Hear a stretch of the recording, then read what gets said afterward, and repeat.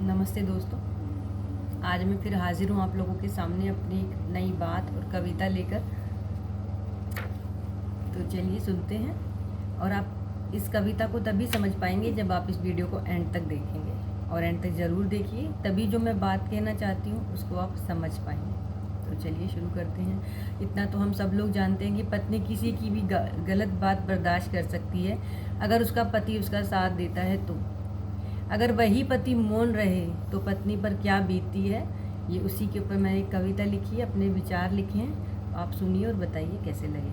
पत्नी पति से कहती है, तुम जानती हो कि मैं टूटी हूँ, बिखरी हूँ, तुम मेरी आंखों में मेरा दर्द देख पा रहे हो, पर मैं नहीं चाहती कि तुम मुझे मेरे दुखों से बचाने के लिए दीवार बन खड़े रहो। पर मैं इतना ज़रूर चाहती हूँ, पर मुझे ज़रूरत है तुम्हारी कि तुम सिर्फ मेरे पास बैठो, मुझे सुनो, मुझे समझो। मैं नहीं चाहती कि तुम मेरी हर समस्या का समाधान ढूंढो, हर किसी से मेरे लिए लड़ो, पर मुझे ज़रूरत है तुम्हारे कंधों की, जिस पर मैं अपना उलझनों भरा सर रख कर रो लूँ। मैं नहीं चाहती कि उस वक्त तुम मेरे रहगुज़र बनो।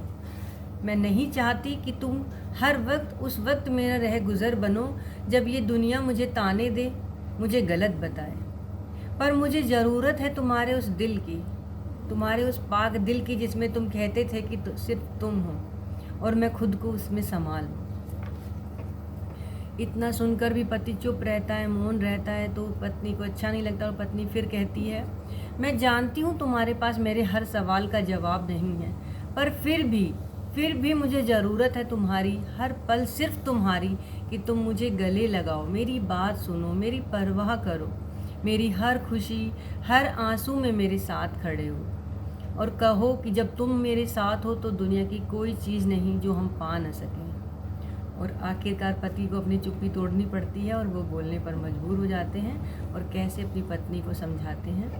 हाँ, मैं हर पल तुम्हारे साथ खड़ा हूँ, चाहे आंधी हो या बरसते बादलों की बौछार, मैं हमेशा तुम्हारे साथ हूँ। मैं, तुम और हमारा प्यार हमेशा एक साथ। तुम मेरा वो आधा हिस्सा हो जिससे मैं आज पूरा हूँ। तुम मेरा वो आधा हिस्सा हो जिससे मैं आज पूरा हूँ। तो हे प्राण प्रिय, तुम अपना ये विलाप का अंत करो, तुम अपने इस विलाप का अंत करो और मुझ पर अपना एतबार रखो।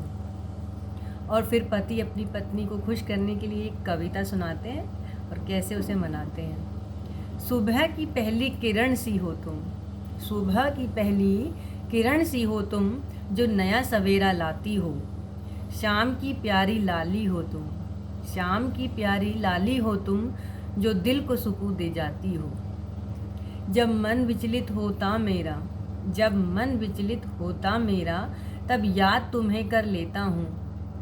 तेरी मुस्कान भर आँखों में मैं भी थोड़ा हंस लेता हूँ।